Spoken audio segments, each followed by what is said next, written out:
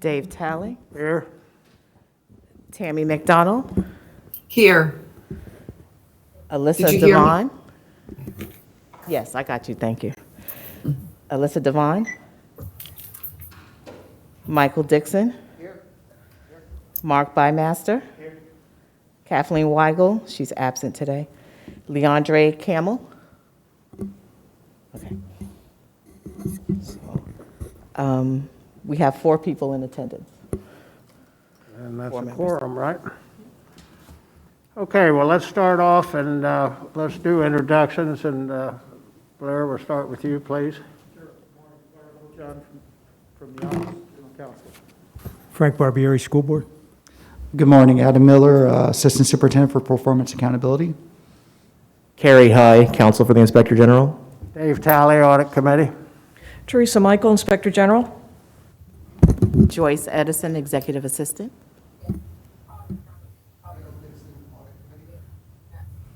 Mark Bymaster, Audit Committee. Nancy Samuels, Accounting Director. Okay. Thank you. At this point, I'll entertain a motion to approve the agenda. I have a comment, if I may, Mr. Chair. Can we talk a little bit about, for my edification, a little summary on the sunshine laws as it relates to who I can talk to and who I cannot talk to, particularly outside of this meeting? Well, I think as long as it doesn't have anything to do with this committee, you can talk to anyone you want. But if it has to do with the agenda or things on the audit committee, I think that would be a violation of the sunshine law to talk to any of the committee members, not to Terry. But, correct me if I'm wrong, Blair. Mr. Dixon, is there a specific question? Well, yeah, here's my question specifically. I received an email with a list of email and contact numbers, I think, of the audit committee back in December. And I wasn't quite sure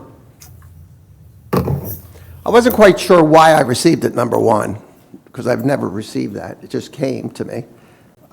It's not a big deal. But I was always under the impression that as a committee person, I was not supposed to have a contact with a committee member outside of this meeting. That's it. It's as general as that, okay? It's not.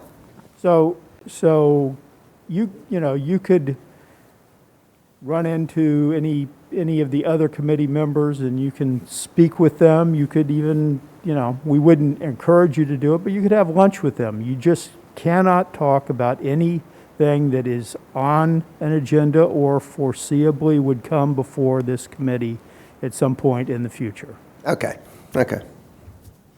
But you don't have to avoid, Contact. some social gathering simply because you are aware that there is another committee member or members who would also be at that Okay. social gathering. All right. Does that That's help? good. Yeah, that's helpful. Thank you. Okay. Sorry to We'll go interrupt back your to agenda. the approval of the agenda. May I please, Certainly. on that same subject, you broke up and I just wanted to get clarification, please, with regards to Mr. Dixon's question. Did you say that as long as no members spoke about any items that had to do with the audit committee, any other communication is acceptable? Was that the confirmation? I think anything that relates to audit committee business, anything that could have the appearance that you were conducting audit committee business, the sunshine laws require you to do everything in the sunshine. So if there's even an appearance that you were doing something outside of the public view, that's what you really want to avoid. So like Mr. Littlejohn said, social settings, if you guys happen to be out somewhere, that's not a problem at all. But if you're having phone conversations specifically, kind of off the record, out of the public view, discussing audit committee business, that's verboten. You don't want to do that. Okay, thank you. I'm good with the And answer. that would include not only a conversation, but a phone call, text message, email, any of those things. I'm fine. Thank you. Thank Okay, you. any further questions on that? If not, we'll go back again and ask for approval of the agenda. I'll approve the agenda. I'll make a motion to approve. Yes. And I second Tammy. Okay, any questions? All in favor? All opposed? Passed unanimously. Next, take a minute and review the minutes of the December 17th, 2021 minutes. And after you've had a chance to review, I would accept a motion to approve.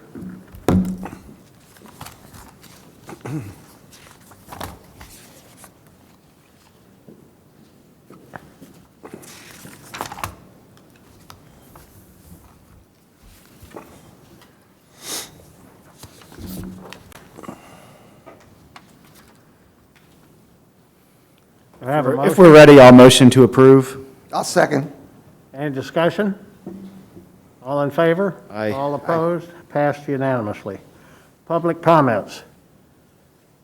Hearing none, we'll go on to item 4, Inspector General evaluation. And I think, Adam, are you going to put this up on the screen, the evaluation? Okay. I think Ms. Edison is going to do that. Okay, before we begin, we had Ms. McDonald contacted Terry, and Ms. McDonald wanted to revise her evaluation in several areas. So those things have been done. There are several revisions, and Tammy, I don't know whether you wanted to discuss that for a minute or not? Other than what's in this package? Yes, there was a revision of 3 of the scores from a 2 to a 3 that she made. And it's on this one. She did it last night in an email. Oh, She sent it to Dr. Miller, and Dr. Miller okay. inputted it. It had no change in the overall score. Is that correct? That's correct. The overall average stayed the same. It just changed 3 scores from 2 to 3, so there were no disagrees or strongly disagrees on the evaluation. Specifically, it was item 2.13. If you want to scroll down or up on this. So item 2.13, Ms. McDonald is the 7th, I think, row to the right. That was changed from a 2 to a 3. Item 214A was also changed from a 2 to a 3. And item 3.4 for Ms. McDonald was changed from 2 to a 3. That was done, the change was made early this morning, and a version 3 of the sheet was provided. Hey, Tammy, did you have any comments you wanted to make about this before we turn it over to Terry? No, I just wanted to say that I found that it was a little bit challenging to evaluate Ms. Michael the way that I've done in the past because of the transition, because of COVID, because of a number of instances.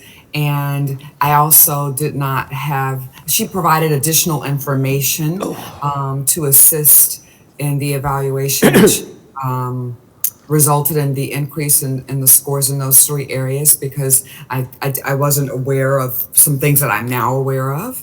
And I think that I think she's doing a good job. She's meeting the expectations. And I think that given this coming year or the year that we're in now, with her having the opportunity to be completely in charge of everything that is happening with the audit committee and the audit, not the audit committee, the audit department, that a fair, in my opinion, a fair evaluation would be easier to do next year. And there's some things she and I discussed with regards to communication of some of the components within the evaluation that I think she has indicated that she is going to implement or has implemented that would be very helpful in the proper evaluation for next year. So I'm looking forward to the opportunity to do that and to continue to serve in the best way possible. Okay, Thank you. Thank you for your comments. With that, I'll turn it over to Terry to go through the IG evaluation.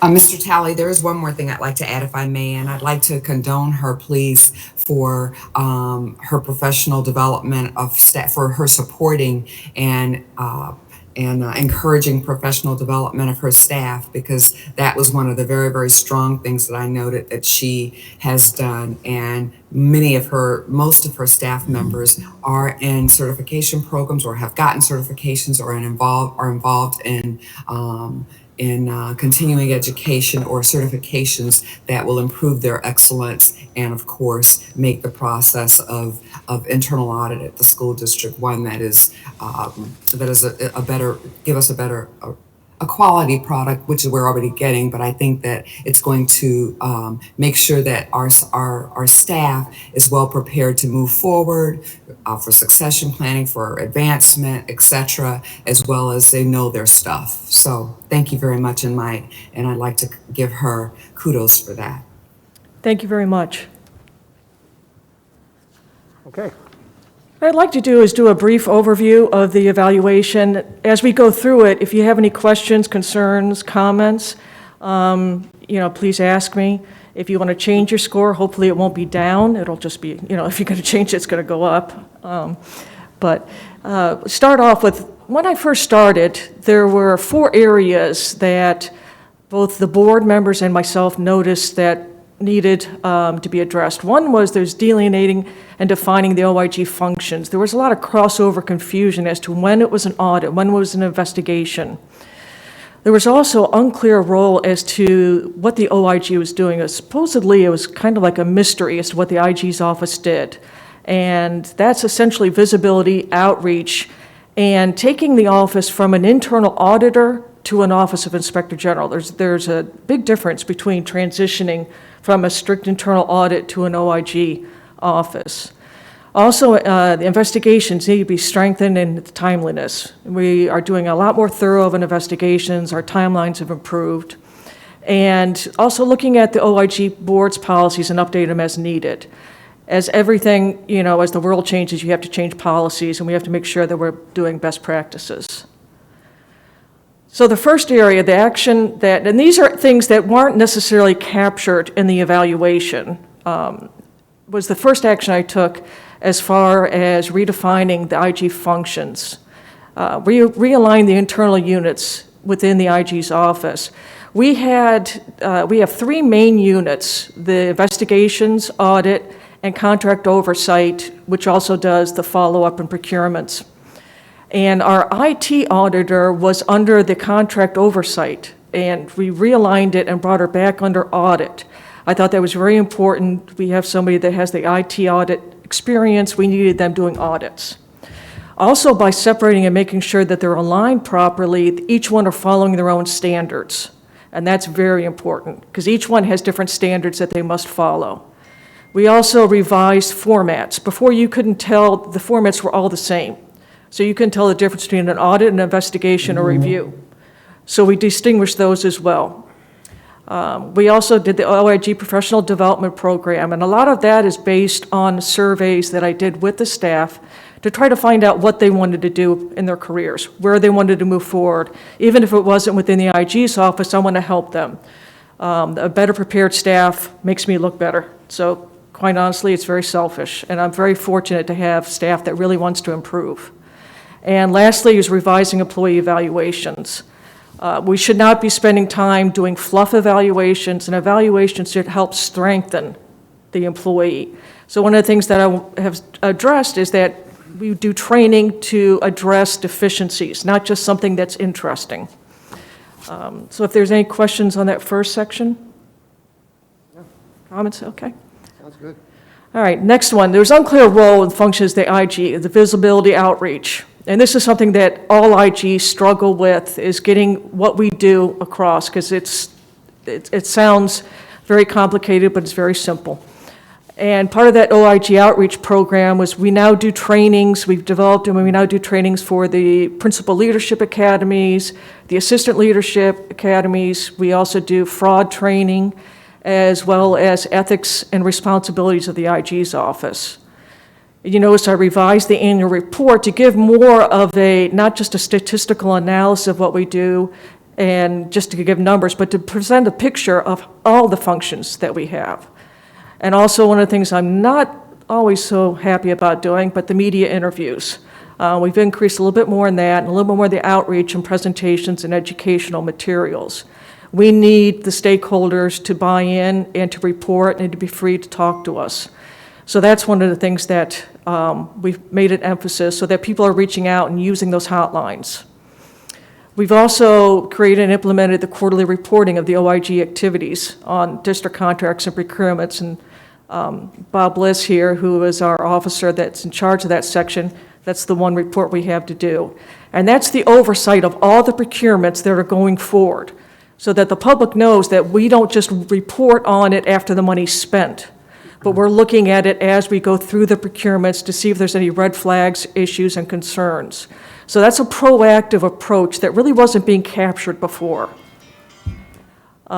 We've also revitalized the coordination communication with our district stakeholders. And the last initiative, which is a pretty big one, is a centralized reporting program. Currently, employee or a public citizen can report an issue or an incident to just about anybody in the district. And there's no centralized way of tracking that, following up on it, making sure that the issue was addressed, and keeping a record of that.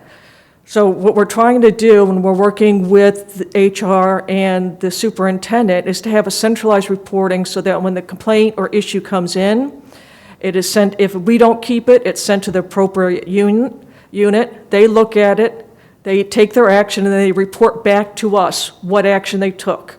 We then look at that and determine if it's appropriate, sufficient, and then we report back to the person who filed the complaint. So closing that loop. And that's very important. We do that on all complaints now that we receive, but we want to capture all the complaints that the district, as much as we can, is receiving.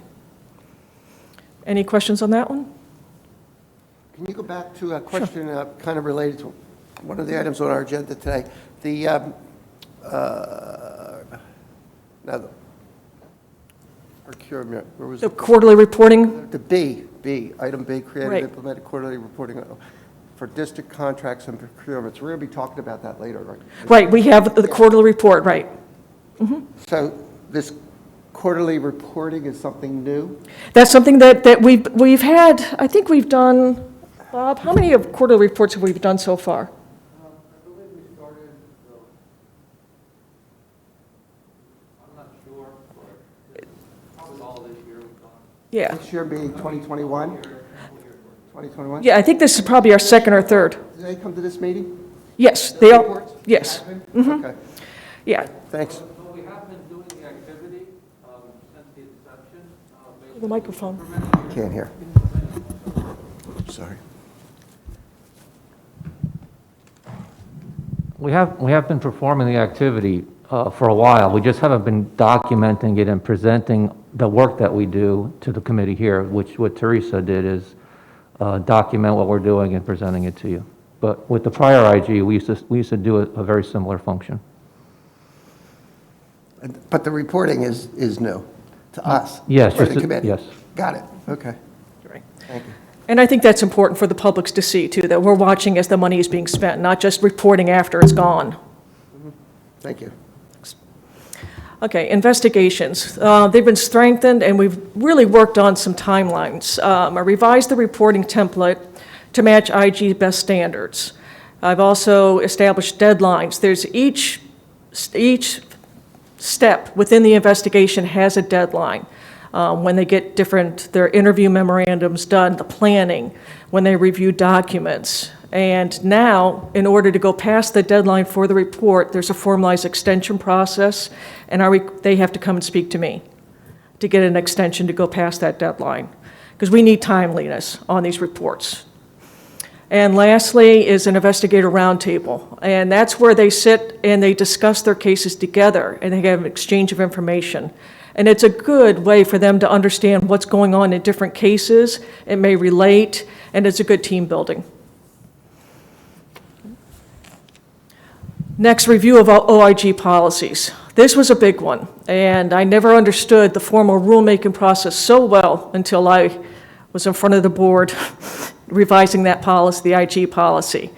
But I've looked at the IG policies to make sure that they follow all the standards. We have 3 standards that we have to follow. We have the yellow book for audit, we have the green book for the IG's office, and we have the CFA standard for investigations.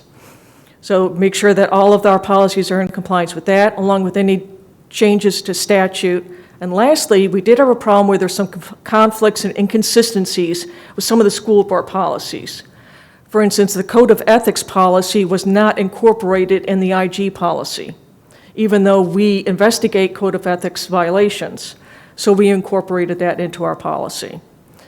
We're also in the process right now of changing the whistleblower policy to ensure that there's no inadvertent release of the whistleblower's identity. So we're changing it to more of a formalized process just to keep that more confidential. And then lastly, Mr. Bliss, I can't take credit for this one, but he had developed the inspection and evaluation manual. So now each one of the units have their own manual that strictly governs their area, as well as the overarching IG manual.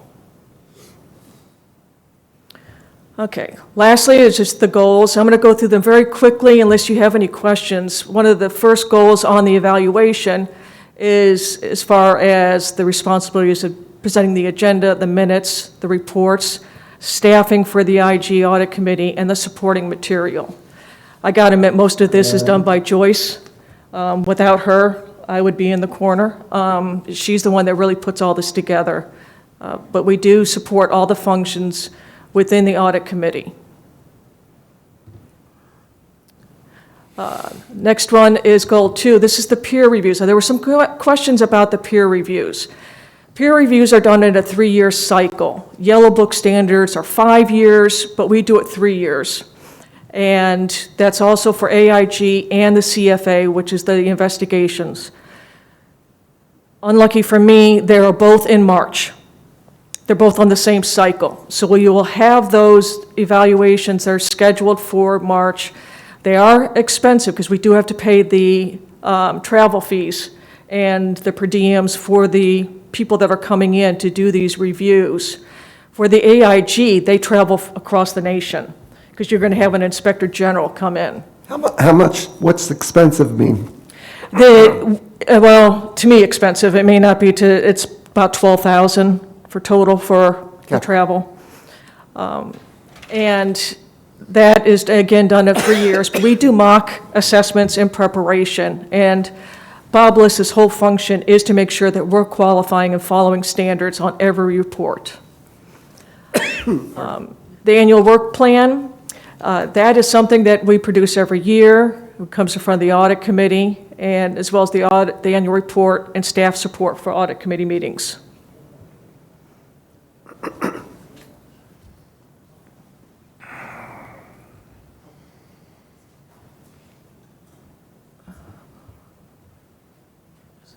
Sorry, technical did.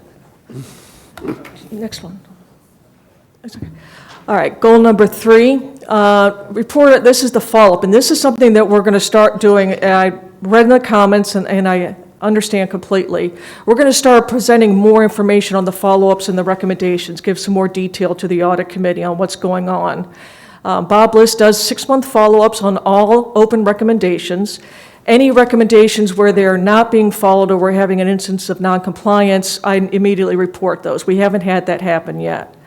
As far as significant findings and material weaknesses, those are done quite often. If I find anything that there's an issue where somebody is not complying or we've got something that's a high topic, I will meet with the board members one-on-one as well as the superintendent. I usually bring him a laundry list of bad news. But the 6-month follow-ups are being done. And one of the follow-ups that the audit committee has asked for is the one on the background screening unit. That one I have spoke with the chief of staff and the superintendent. They are coordinating those 3 units. They will be presenting back in 6 months what they've accomplished, but I have met with them to make sure that they are following up and working on that. I have a question. Would it be possible, this topic has come up before, follow-ups, and keeping the committee abreast of the follow-ups. You know, we make decisions, off we go, and I think sometimes, maybe I'm not paying attention, but as they add up with these follow-ups, is there a way that you could include in our reporting some type of a list that carries these until they're resolved, so we don't lose, so I don't lose sight of a follow-up. I know your office is doing it, and that's fine, but some of them are pretty important, and some of them maybe aren't as important. It's a way of keeping myself aware of that particular topic. Is that possible to have Yes, included in our report going Yes. forward? Yes, that's what I plan on doing. I've already spoke to Mr. Bliss, and we're going to do it and present it. We'll give that to you ahead of time, and if there's any questions prior to the audit committee meeting, if you want somebody from that unit, that'll be part of your packet, and you'll be able to read. We'll do an update listing of all the open recommendations, where they are, where they, how many times we followed up with them, what the recommendations are, what they've done, and if you have any questions, then we'll make sure that the unit or the director from that program is here to speak So at the we meeting. should do that before a committee meeting. Right, we'll get that to you, and then if you want somebody here to speak Got it. about it, we'll make sure that they're Okay. here. Okay, That way, That works. you'll have all the information that you need. that works for me.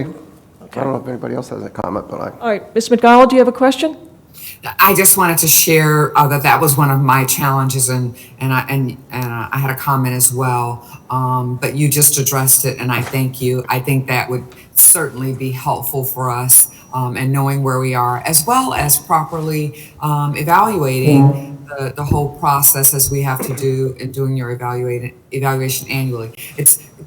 From what I'm seeing and in my conversation or in my our communication, it doesn't seem that you're not doing what needs to be done. It's just the communication part is where we need to strengthen, and I think this will go a long way in strengthening communication as it relates to follow-up in this aspect. And I'm pleased with your responses with regards to communication throughout every area, every goal within the matrix. So thank you. And unfortunately, I'm going to have to get out of the meeting because I have another meeting at 9:30. Okay. Thank you. Thank you. Ms. Michael, please keep up the good work. Thank you, I appreciate it. Next. Thank you. Goal number 4, this is the whistleblower protection. We do have the OIG hotline. That is out, we submit it, it's on everything. I've even gotten magnets, and it's on magnets. We've done everything we can to make sure people understand that the hotline is out there. And we are very fortunate to have a third-party administered hotline, so that there is no way anybody can monkey with the allegations, say we didn't receive the complaint, change the date of the complaints, where some IGs self-administer their own hotline. And you could very easily be accused of changing something. And so we're very fortunate there. Okay, lastly, 5 and 6, the fulfillment of my job description, leadership, technical skills, effective communication. As always, I maintain my certifications. I have, I do the 20 hours, the minimum for CFE, but I try to do more than that. So I've maintained all the certifications needed to hold the position. And last one, OIG adds value. Here is the nebulous numbers. It's very hard to kind of quantify, especially when you have preventative work. And a lot of IGs will sit there and take the total question cost, and they'll put the number of anything that they've ever looked at or had included in a report as a question cost. And I think that would be misleading. So those question costs are those costs that were included in a report in which we've looked at, not just the procurements, everything. The total increase in revenue, decrease in cost, those are costs that we found that either the district can recoup or avoidable next time around, where they were misspent. So we've done, I think, pretty well with that. The audit recommendations issued, we had 557 and 472 findings. And then our annual report has the audit follow-ups in there, along with the quarterly report, procurement activities, and the annual report numbers are in there as well for audit. I don't understand that number for me. Which one? Help me, the first number, $1 million. The total question cost? Because if you look in this package right here, these procurements, they're like in $45 million. Oh, yeah, we could. So how does that relate to that? I didn't include all of those in there, because we did it just on the ones we produced a report on.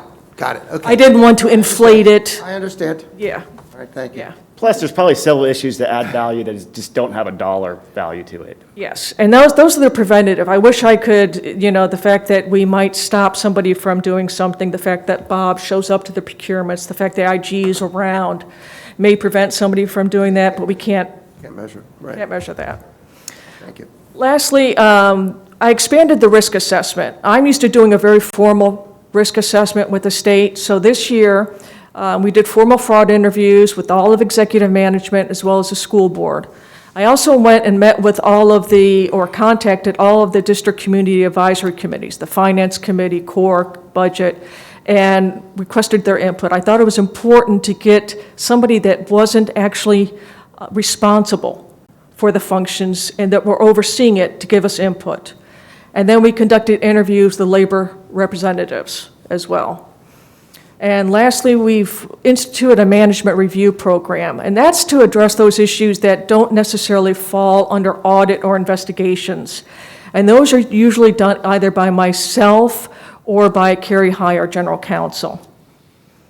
And just, again, more of a proactive approach, trying to stop the spending of money before we've lost it. And then these are just my goals for next year.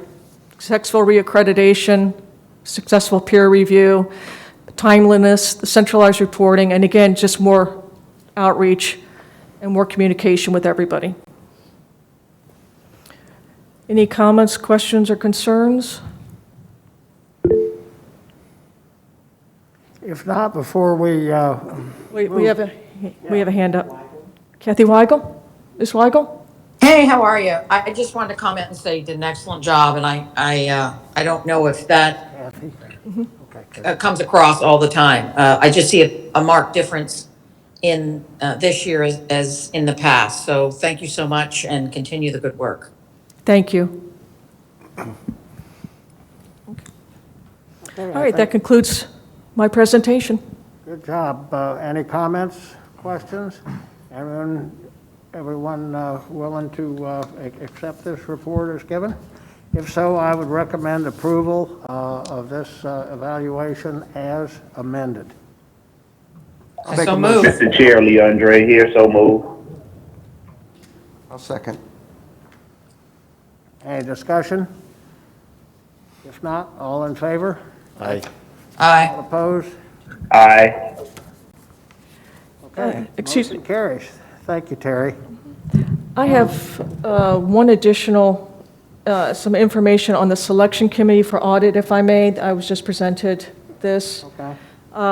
The selection committee for the external auditor met, and they've asked to give a report on that. The selection committee made up of Mr. Frank Barbieri, chairman for the committee, Ms. Tammy McDonald, and Mr. Michael Dixon of the audit committee members. Participated in the selection of the new contract for RFP 22C0071, External Independent Auditing Services. The selection committee met on Monday, January 10th, 2022, to review and score the proposals for the selection of the district's external auditing firm. Proposals reviewed by the committee were from RSMUS, LP, and MSL. The committee reviewed and the final scores are noted. RSMUS is the top-ranked firm with 89.5 points, and MSL, second-ranked firm with 80.1 points. The selection committee elected to forego the oral presentations and requested purchasing to enter into negotiations with RSM. The selection committee requested that RSM review their pricing and increase potentially their SPE participation. Negotiations were conducted on 1/13/2022, with RSM agreeing to lower their overall annual cost for regular and single audits to an annual cost of $230,000, from which their original was $232,000, and increase their SPE participation from 15% to 20%. The committee's award recommendation will be presented to the February 23rd board meeting. The term of this contract will be for 3 years with the option for 2 one-year renewals. And I want to thank the the committee members for taking part in that, and Chairman Barbieri. I know that was a very arduous process, but we appreciate it. Okay, thank you, Terry. Let's move on to contract reviews. Terry? Yes, I have Mr. Bob Bliss that oversees our contract and procurement, and he's going to present the quarterly report. I'm good. Yeah. Good morning, everybody. Good morning. I lead the contract oversight unit in the IG's office, which is comprised of Aida Smith and myself. Attached to your agenda is our quarterly report that summarizes the contract and procurement oversight activities for the last quarter. It lists the district meetings we attended, which includes contract selection committees. We attended 6 of those. 6 in total, and one, I believe, was a negotiation meeting, contract negotiation meeting. And those involved a total estimated contract value of over $22 million. We also attend all the monthly construction oversight and review committee meetings. And as Teresa mentioned earlier, we attend these meetings as a proactive approach to help ensure contracts are awarded fairly in the school district. I'll point your attention to the last 2 items on the report on pages 11 and 13. And those 2 items summarize a couple of reviews we are currently working on. We completed our review of a $36 million construction contract to modernize Verde Elementary School in Boca Raton. We are currently finalizing that report, and we hope to present that to you at the next audit committee meeting. We also recently engaged a review of certain bench seats installed at some of our elementary schools. And when our findings are finalized, we will also present those findings to you separately in a separate report. And that summarizes our activities for the quarter and what we're doing now. Anybody have any questions? I'll be glad to answer. Any questions of committee members or comments? I have a couple of comments, if I may. This report that we're looking at here is for fourth quarter, I guess, calendar year quarter, fourth quarter, December 31st. And could you give us a comment on, there's words being used in here, but it's not specific on a couple of these contracts. Hold on, I'll tell you. On, I guess this is a construction oversight one. It says, David Dolan did it, Deputy Chief. First of all, like, how many people do we have? Like, you have a Deputy Chief of Facilities Management, you have a General Manager of Construction Purchasing. How many people are involved at doing these contracts that you're overseeing, that are included? Because there are a lot of different, like, people doing it. Which page are you referring to? Well, Mark Moon, General Manager of Construction Purchasing. And then, is he the guy that does it? I'm just asking about who these people are. That's all. Sure. The process involves many district staff. Okay. The purchasing department has 2 sides. It has general procurements, and it has a construction side. Okay. So all the construction fall under Mark Moon, who works in the purchasing department. And Darcy and her staff handle the generals, all the other types of purchases that the district have. So those are the 2 main categories. Okay. Now, the lead department is usually the one that is going to utilize the goods or service that's being procured. But the actual procurement process itself is either managed by the Mark Moon side or the other side of purchasing. Okay, great. Okay, thank you for that. The question I had, I'd like you, could these reports be more specific on what actually, I'll get to the wording 1 second. Okay. This is on the, this is just again for my own understanding.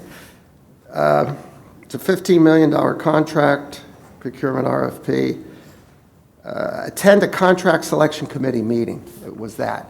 And then you go on the goals of the meeting, observe the contract evaluation and selection committee meeting process in an effort to promote honesty, integrity, transparency during the district's procurement and contracting processes.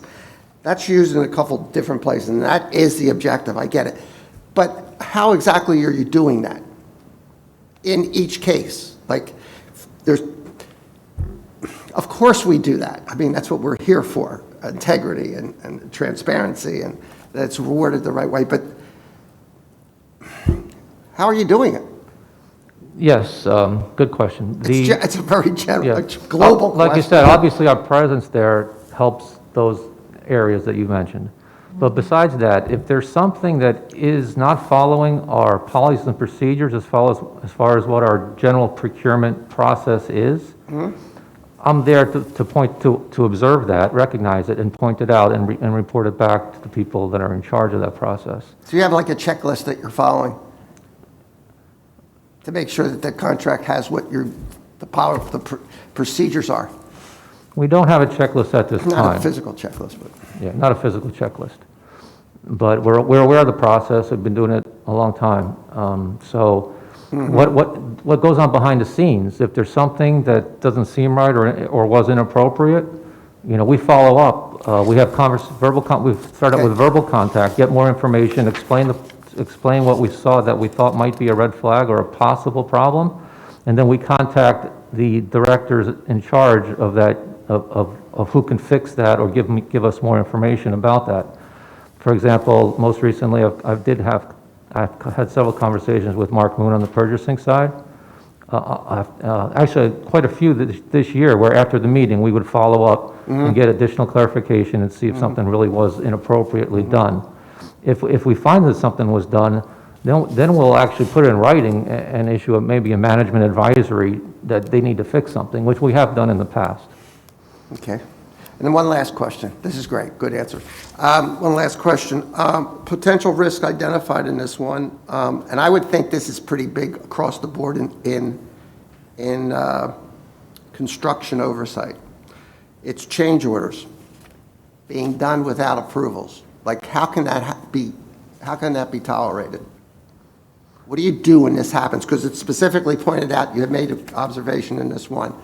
Now, I would think that Deputy Chief of, and I'm not criticizing the person, I don't even know the person, Deputy Chief of Financial or Facility Management, allowing contractors to perform change order work prior to receiving required approvals. Don't they know that? I mean, very basic. I mean, Yeah, very observant of you and very good question. That was actually a serious issue. So much so that it was discussed at length in detail at 2 Construction Oversight and Review Committee meetings to get the details behind what had transpired in that particular instance. And it even went further. It was directly addressed by the school board at a regular school board meeting, who discussed what had happened with staff and make sure that type of thing doesn't happen again. was that recently? Not too long ago, a couple months, 3 months. Okay. Yeah, Okay. Thank you. Yeah. Thank you, Bill. sure. We will, if anything that Bob comes up with, there's an issue, we can either move forward with a formal contract review, it may be an audit, or it may be an investigation as well. And that happens quite often, if there's something that he brings up, whether or not where it stays, depending on what the issue is. So, and there was some talk about that one issue on the change order as to who was responsible and if they were still around. And at this point, they're no longer with the district. So that kind of, That's interesting. right. Never Okay, mind. are there any questions or comments of Bob? If not, I'll entertain a motion to approve. I'll motion I to so approve. move. Is there a second? Second. All in Why? favor? Aye. All opposed? Passed unanimously. Bob, thank you for that good presentation. I apologize, I called you Bill. That's okay, you're not the first and won't be the last. Okay, do we have any comments? Mr. Chair, Yes. I was going to call on you, Mr. Chairman. So thank you. Go ahead. You mentioned that, Mr. Dixon and Tammy McDonald, I try not to call anybody by their first names at these meetings, but we were part of that, it's the first time I've ever done that, where I had to actually rank or give points to a contractor that was going to be coming to the board for approval. At that meeting, I've made it clear on the record, and I want to make it clear here, I feel very uncomfortable that school board members under that statute are part of the process of speaking with contractors and actually giving them points to send them to the school board.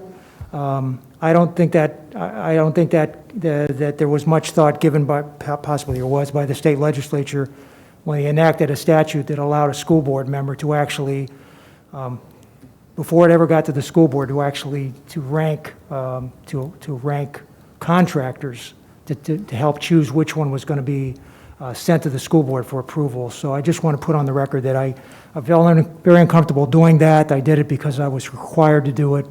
Hopefully, the statute will get changed before we have to do that again in 5 years or whenever we have to do it again. But the other thing is, I know there was negotiations between the purchasing department after that meeting with the contractor, and I just want to make it clear in the record that I had no part of those negotiations, nor did I speak with either one of those representatives for either one of those companies at any time, either before that rating or afterwards when we'd already concluded that. But I just wanted to make sure that was clear on the record. I don't think it sends a good picture to the public where school board members are actually helping choose contractors to go before the board. So I just want to make sure. Is that the one for the audit selection? Yes. Yeah, so that's specific to an audit. Right. As a vendor. Okay. Okay, are there any further comments? If not, I just want to commend our Inspector General. I mean, certainly as chairman, but as a committee member, she's a pleasure to work with, and I feel very comfortable. I think she's on top of everything, and I just want to commend you for the good job you've done and look forward to continue working with you. If there's no further business, the next meeting is scheduled to be on February 18th. And with that, I'll entertain a motion to adjourn. I'll make a motion to adjourn. I'll second. Meeting adjourned. Thank you all for coming.